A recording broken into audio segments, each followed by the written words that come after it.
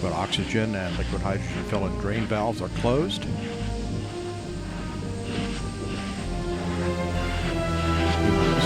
40 seconds, getting off to Atlantis' computers at T-minus 31. T-minus 35, 33.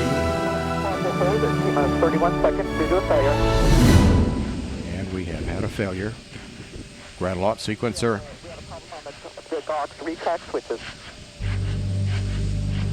NNTDSP. Go ahead. Yes, sir. We need guys to go do the verification for the LCC, please. All right, C-Mac. Yes, C-Mac. The LCC says we need to verify using a camera, and we're positioning camera 62 right now. Okay. Let us know as soon as 62 is swung over and you can verify LCC for GDA retract, please.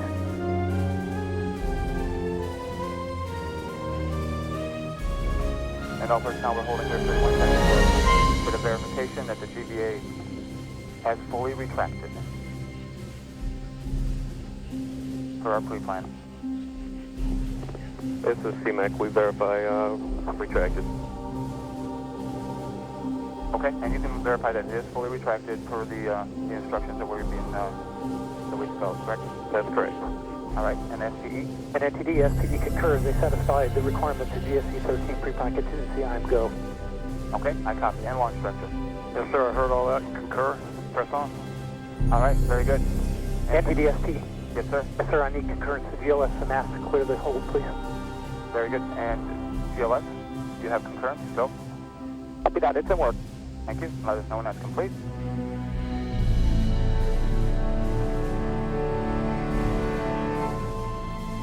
NTD, we have it in work. All right, guidance.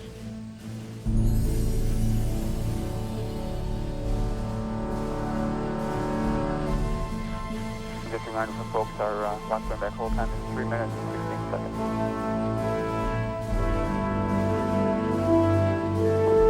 NTD, GLS, let's see what we're ready to go. All right, very good. And launch director with that cleanup, we're going to go ahead and proceed. Yes, sir, please do. All right, and all personnel, we are going to pick up the clock here momentarily. And GLS, you can resume the clock on your mark. Copy that. Countdown clock will resume on my mark. 3, 2, 1, mark. T-minus off to Atlantis' computers has occurred. Rocket booster nozzle steering check in work. Firing chain is armed. Go for main engine start. T-minus 10, 9, 8, 7, 6, 5. All three engines up and burning. 2, 1. And liftoff. The final liftoff of Atlantis. Shoulders of the space shuttle. America will continue the dream.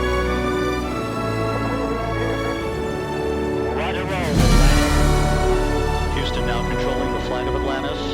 The space shuttle spreads its wings one final time for the start of a sentimental journey into history.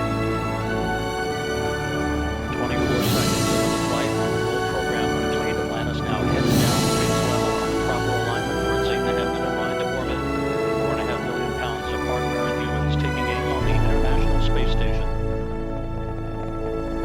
40 seconds into the flight, the three liquid fuel main engines throttling back to 72% of rated performance in the bucket, reducing stress on the shuttle as it goes transonic for the final time. Engines now revving up, standing by for the throttle and go.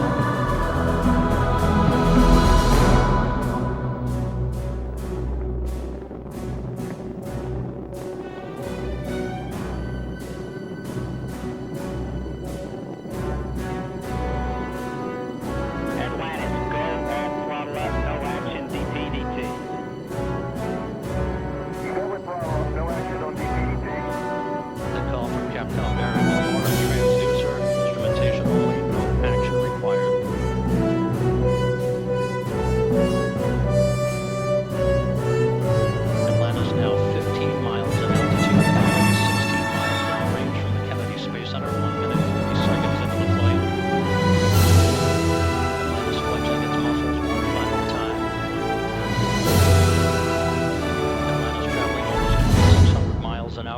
21 miles in altitude, 24 miles downrange. Standing by for solid rocket booster separation.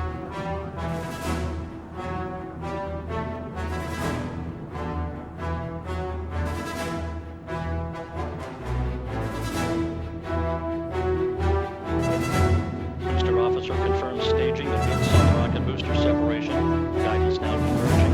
The main engine steering the shuttle on a pinpoint path to its preliminary orbit. 2 minutes, 20 seconds into the flight. Atlantis already traveling 3,200 miles an hour, 35 miles in altitude, 50 miles downrange. Propulsion officer reports the orbital maneuvering system engines have ignited. Atlantis kicking on its afterburners for 1 minute, 23 seconds for the final phase of powered flight. Atlantis, 2-engine TOW. 2-engine TOW. And call from Capcom. 15 days, so in the event of contingency, you're in plane plus 230 on the ECAL page. No comm VIs when you're ready to copy.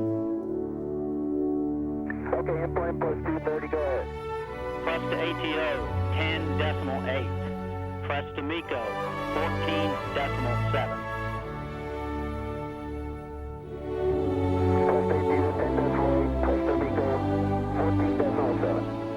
That's a good read back, Atlantis.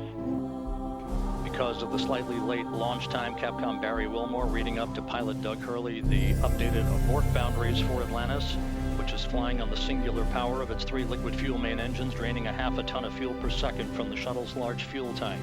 3.5 minutes into the flight, Atlantis traveling 4,200 miles an hour, 54 miles in altitude, already 120 miles downrange from the Kennedy Space Center.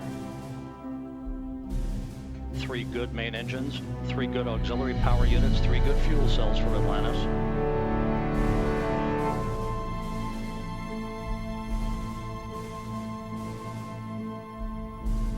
Atlantis, negative return. Negative return. That call from Capcom Barry Wilmore indicating that we're too high in altitude, too far downrange to return to the launch site in the event of an engine failure. However, Atlantis' 3 engines performing perfectly. 4 minutes, 20 seconds into the flight.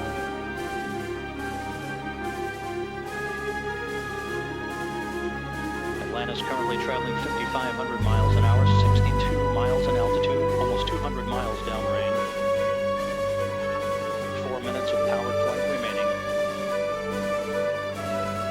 Atlantis speeding straight as an arrow toward its date with the International Space Station Sunday morning.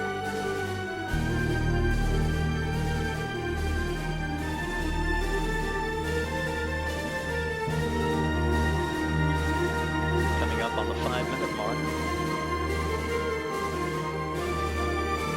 Atlantis now traveling 6,500 miles an hour, 66 miles in altitude, 250 miles downrange.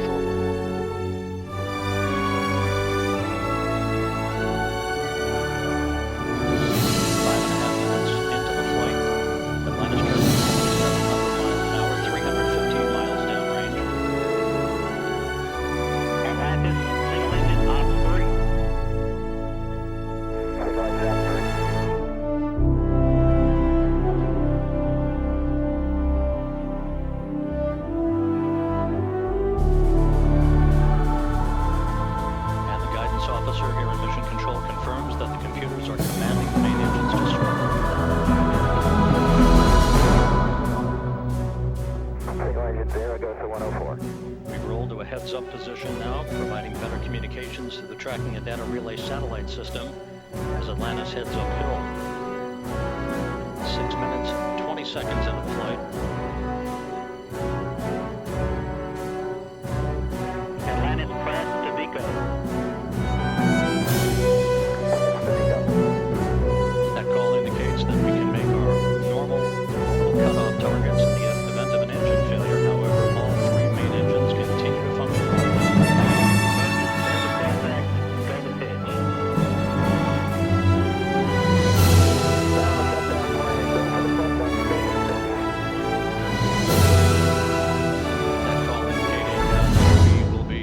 good shape for the orientation of Atlantis for external tank photography following main engine cutoff.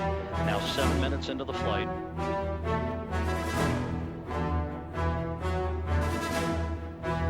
Minute 20 seconds till main engine cutoff. Atlantis traveling 12,000 miles an hour.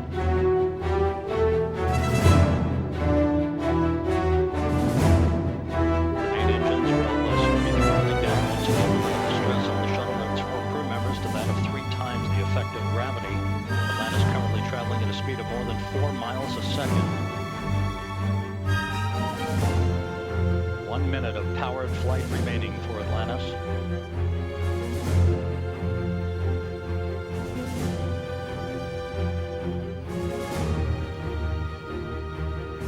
Main engines, 3 good auxiliary power units, 3 good fuel cells. Approaching the 8-minute mark into the flight.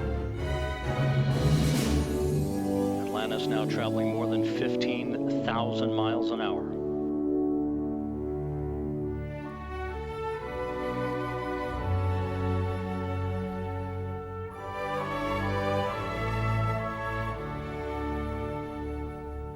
Minutes, 15 seconds into the flight, standing by for main engine cutoff. That'll be followed a few seconds later by the separation of the external fuel tank.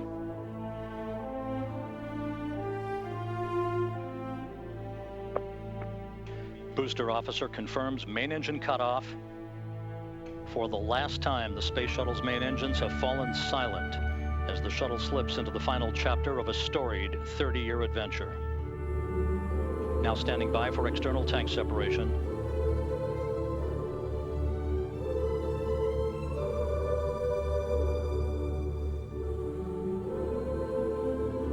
Atlantis off the tank.